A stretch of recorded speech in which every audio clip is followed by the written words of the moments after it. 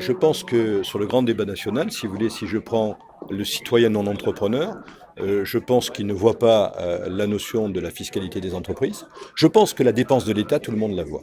Par contre, le citoyen, si vous voulez, ce qu'il ne voit pas véritablement, c'est la fiscalité sur les entreprises qui grève sa compétitivité et, in fine, son salaire ou la pérennité de l'entreprise, la pérennité de son emploi. Et deuxièmement, la difficulté du coût du travail pour l'entreprise, notamment dans un univers concurrentiel qui est le nôtre. Je vous rappelle qu'il n'y a plus de barrières douanières, qu'on est dans un monde ouvert et on ne peut pas se permettre d'avoir des écarts de 5% avec l'Allemagne, de 20% avec l'Espagne et voire un peu plus avec l'Angleterre. On ne sait plus le faire. Il y a essentiellement une méconnaissance entre la différence entre les grandes entreprises qui peuvent faire fantasmer sur leur rentabilité, leur rapport aux actionnaires et puis le quotidien des TPE, PME qui constituent l'essentiel des ressources de notre pays. Et dans ce cadre-là, j'espère qu'elles sauront se faire entendre le mieux possible.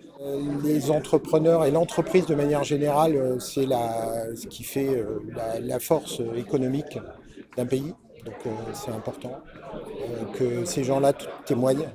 Il est évident que par rapport à une revendication des Gilets jaunes, qui était celle du pouvoir d'achat, les chefs d'entreprise ont un rôle à jouer. Un rôle à jouer en disant au gouvernement, en faisant en sorte qu'on prenne en considération, comme je vous le disais précédemment, le coût du travail très lourd en France et aussi les problèmes de fiscalité et autres. Et j'ai beaucoup aimé l'idée que les personnes devraient prendre en charge elles-mêmes, être moins dépendantes de l'État. Et c'est vrai que ça commence à se savoir au niveau des jeunes, que l'État n'est pas tout. Comme disaient certains, avant de savoir ce que l'État peut faire pour vous, demandez-vous ce que vous pouvez faire pour l'État. Le souci pour moi, c'est le coût du travail et la valeur du travail. Voilà. Et c'est une véritable problématique positive parce qu'elle sert tout le monde. Elle sert le collaborateur, l'employé, et elle sert l'entreprise. Et là-dessus, il n'y a pas de raison qu'on n'ait pas un deal. Et après, ce que je disais, ça c'était ma propre intervention là-dessus, sur le coût du travail, il faut donner l'impulsion.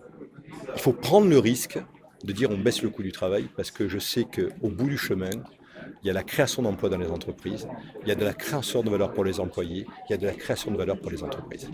Voilà, il faut jouer cette carte-là, la carte de l'audace et de la confiance et du courage.